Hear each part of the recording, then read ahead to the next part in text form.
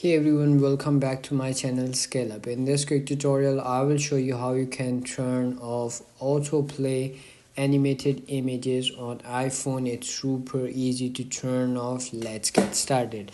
Open up your iPhone settings and then go to accessibilities. There you will find motions. Click on that and then you will find this option over here. Like you can see over here, the three options over here are turn on the top. You will get this option over here, autoplay animated images. So once you click on that toggle, it's going to be turned off and you will never get autoplayed animated images on your iPhone.